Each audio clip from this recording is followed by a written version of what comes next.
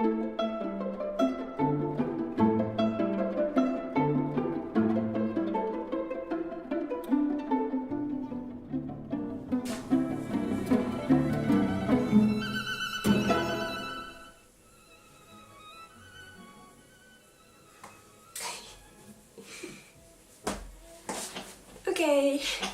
hello YouTube.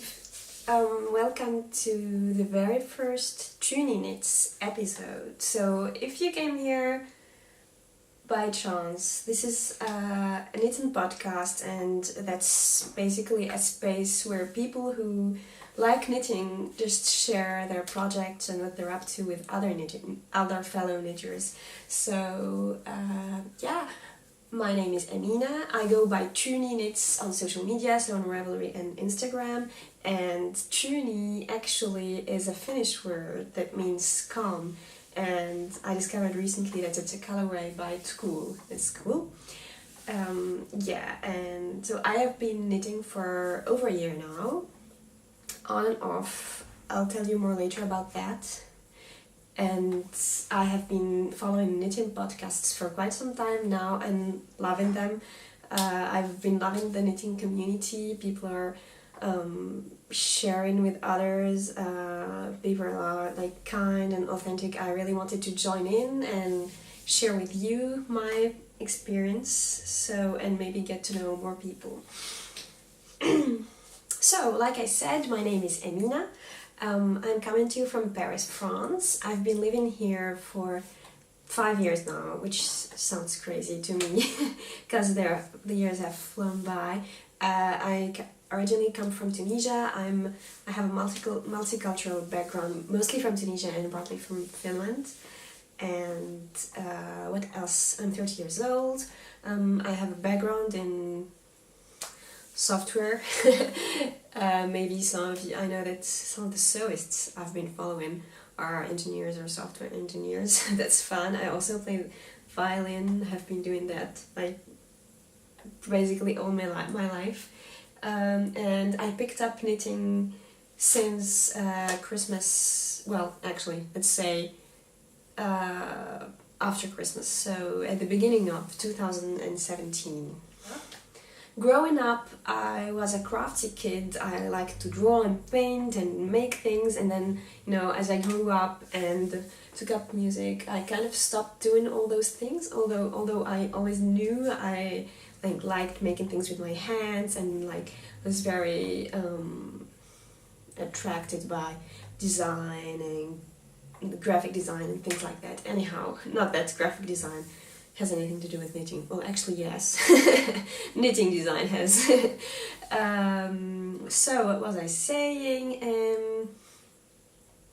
Yeah, so I was saying that I haven't been doing any crafty things recently, and then but I somehow started to have this idea that I wanted to start knitting.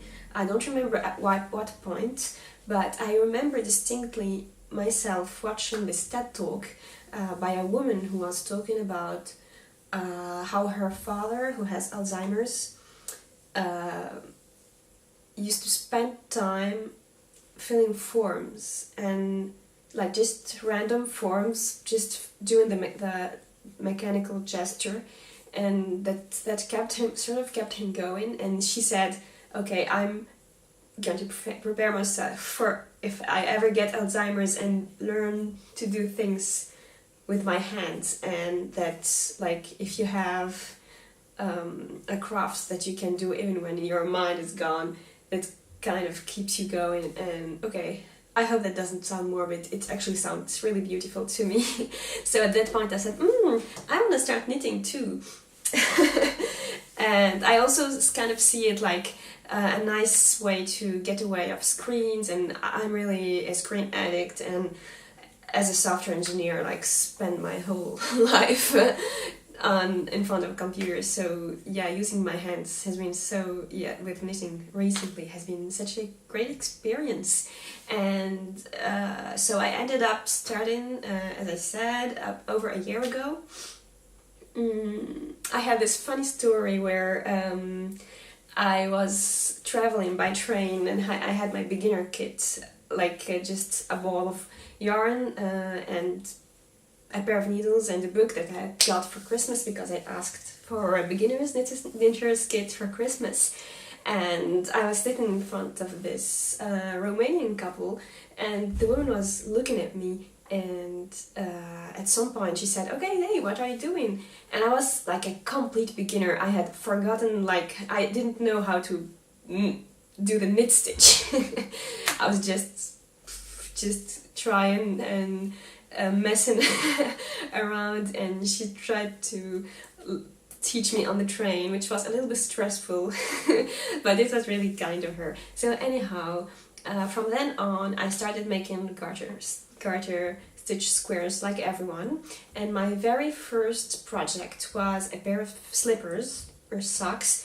It's a Finnish pattern that I had seen around in our home when I was a kid. It's actually made of 8 squares of garter stitch that you sew together in a smart way, and you get slippers. And I believe it's surely a project for using up like old scraps of like remainders of yarn, because you can just make your squares with any, almost not necessarily the same gauge and not necessarily the same colors, etc. And so that was my very first project. I don't have it with me, but I will try to insert a photo. I offered those to my grandmother, and yeah, she was very happy with them, and she wore them until the sole started to felt. So that's cool. And so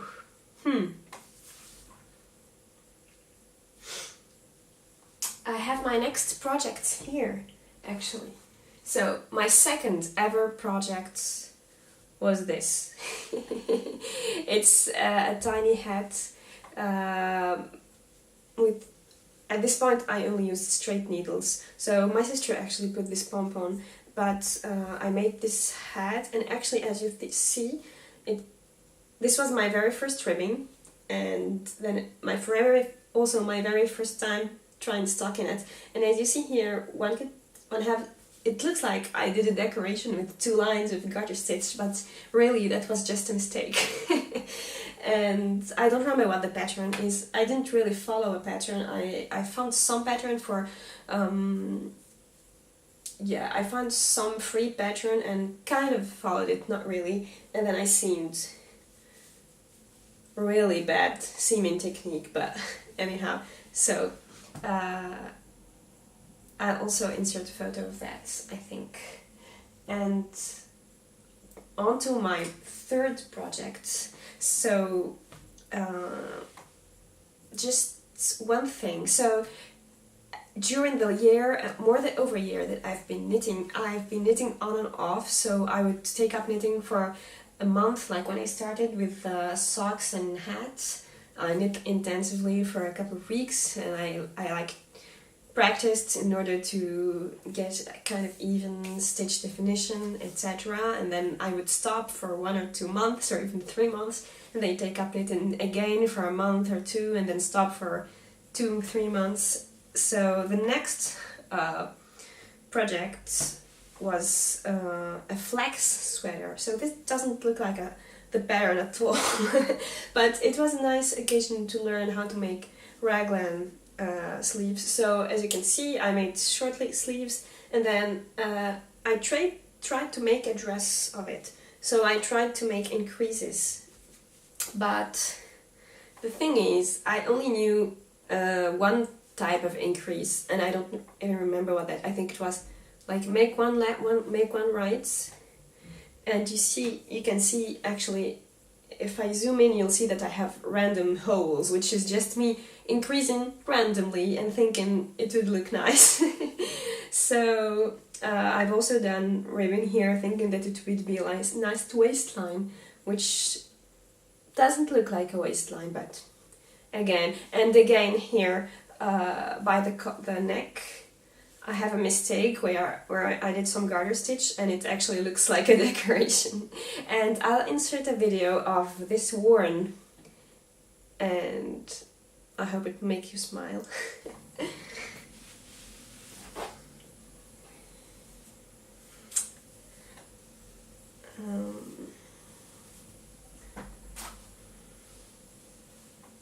Okay, so then I wanted to start a real human project. So I wanted to make mittens to offer for a friend of mine.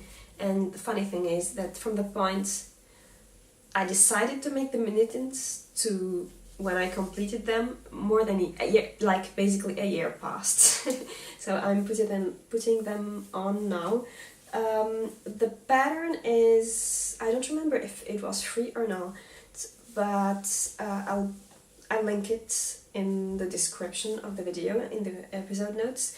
And it's actually kind of like a recipe where you measure your own hand. So I knew the recipient had hands about my size, so it's kind of like a recipe where you take your own measurement, and according to your own gauge, you make the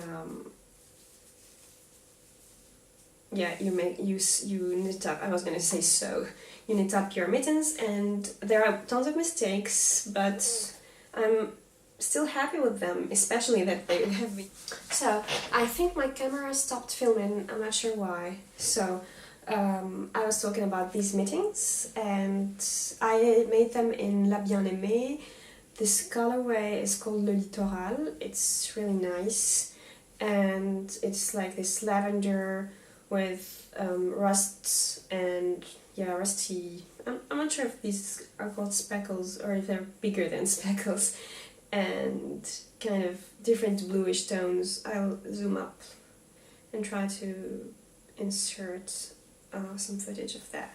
And yeah, so on to the next project, which is the first project I knit for myself, so I'm still working on it. It lies in this beautiful La Bien-Aimée bag, and I have been eyeing this sweater since I first saw it on Instagram, and it's the No Frills sweater by PetiteKnit, who is a Danish designer. The sweater is really simple, and that's what I really wanted, something really simple that I can layer over long sleeve t-shirts in winter. So I always wear a long sleeve t-shirt and a sweater, and I really don't wanna keep buying sweaters from stores. So this is where I'm at. No, this is the back. So this is the sweater there, and I'm knitting it in with 2 yarns, just like the pattern calls for. So 1 fingering weight yarn. This is my first yarn by Gregoria Fibers, which is a very sweet dyer who only works with natural dyes, and it's a cream natural color with some speckles of dark blue and bluish and pinkish and even some purple speckles. It's really nice. And the second one is Mohair by Les Petits Parisiens, which is my local yarn store, because she's not very far from my home, and she doesn't have an online store yet like Gregoria, but I think she's planning on doing that. She has started quite recently, and this is just an undyed yarn, and I don't know if you can see there is a difference between the yoke and the rest of the sweater. I'm not sure if you see, but actually I had bought two skeins of this mohair, and I wasn't sure it was enough. So once I was just walking by, I walked by a yarn store, and I saw that they had mohair in 50 grams. So I bought one, thinking that it would be the same color as this. And actually it was much lighter and much more luminous. It was almost white, while this is really yeah, kind of I don't know how you say écru in English. So off-white, yeah, off-white. So I thought it wouldn't matter because I didn't have this with me, and actually I then noticed that the color difference is quite noticeable, but you know, I don't really mind. This is my very first sweater and I like it, and I think it's gonna be good. I was a bad girl and didn't swatch properly. I swatched with 3.5 millimeters just by mistakes when the pattern calls for 4 millimeters, and my gauge was off, and then I didn't even like knit enough rows. I just looked at the width of the gauge, and then I said, okay, if I knit this size and I use a different needle size, it'll work out. So it fits quite nicely. I think it won't be as loose as the pattern, but we'll see. Maybe if it's not loose enough, I will try to block it aggressively, which I have never done, blocking. And I don't have any of those fancy mats and fancy, all the fancy stuff you use to block correctly, so I'm just gonna put it on my, maybe on a mat and put some weights on it. The next thing I'm going to talk about is not knitting. Actually, this is a store-bought sweater that I like very much. And one thing about me and wearing sweaters is that I have the impression, I always make holes in my sweaters, and it really bugs me. And by the way, if you have any ideas of how to prevent that on sweaters you make, let me know. On this sweater, I think the arms will be a little large, so I'm hoping, they won't get worn as easily because there won't be as much friction. But I was thinking that if I make a more fitted sweater, that maybe when I'm at the elbow I should either double the yarn with a nylon darning yarn, or maybe use a different technique, like the eye of partridge stitch, the same that you find on sock heels. Has anyone done that before? Please let me know if you have the same problem with pointy elbows. So this was my first successful experience darning a sweater, and successful because the color is dark, so it's quite easy. You can still see it, but I don't mind. I just weaved some darning yarn. Anyhow, okay, so that's it for my current projects. What else shall I tell you? Okay, I have lots of dream knitting dream projects. Since I've started knitting, I have been dreaming about, of course, things to knit and patterns to knit, which, by the way, are always sweaters. So I feel I'm starting to be just a sweater lover. And I've also been dreaming about taking a road trip in Tunisia to go and see how wool is what's the word? I forgot the word. Anyhow, made into yarn. I forgot the word. And Tunisia has a big tradition of weaving.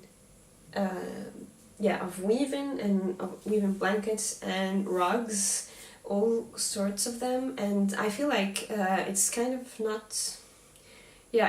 disappearing, which makes me very sad. I'm not sure to what extent that is true, and I've been dreaming of going somewhere in the countryside and spending a week with someone who weaves rugs and learn and document. Anyhow, lots of dreams. And anyhow, on to knitting dreams. I have this beautiful yarn from the Wool Barn, and I've bought a sweater quantity, so 3 skeins, and I want to make fiber tails who's Lærke. She's a Danish designer. She hasn't many patterns on her. She hasn't put out many patterns, but every one of her patterns is really well thought, and I think she's really talented. She really is an artist, not just someone who tries to, you know, make a mashup of different techniques and then publish a pattern and sell it.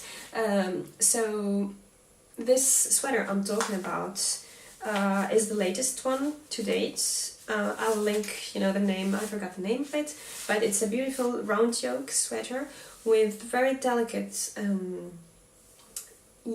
textures. Like there's a design that reminds you of leaves and one that reminds of small berries, and it really looks nice. So I think it will look nice in this yarn.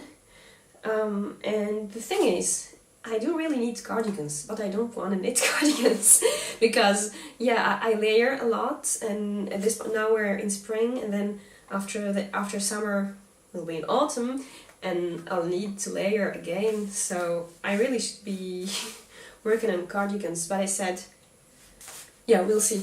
I'll tell you what I've been up to next time, if there is next time. And these are just two skeins that I've bought from La Bien-Aimée. This is sock yarn in Ballet, and this is not sock yarn, this is also fingering weight. It's Allure. The base is called Allure. It's baby alpaca silk and cashmere, and the colorway is called Kitsune. Beautiful rust. I really don't usually like browns. Not on me anyways. I like all colors, but on me I wouldn't gravitate towards brown, but this is a very nice dark rusty color. And I bought this one just because I fell in love with it. And I bought these because I wanted to make mitts for myself. But now, yeah, I don't really feel like making mitts. We'll see until next winter. But hey, look what I've noticed. Don't these look beautiful together? They look amazing together, but I mean, I don't have any idea for a project, for a nice project for them, and I've been thinking of trying to incorporate these two into a sweater, and I'm not really, yeah, I haven't found anything really satisfying, and I really want to make Lærke's tell me if that is correct, Lærke's design, so we'll see how that goes. I said to myself, okay, just make what you've planned, and if I really find an idea for these three colors together, I'll try and buy again another yarn that looks like this. And by the way, this is Smitten by the Woolburn. I think I didn't mention the colorway earlier. Well, that's about it for today's episode. Thank you for watching, and happy knitting. Goodbye.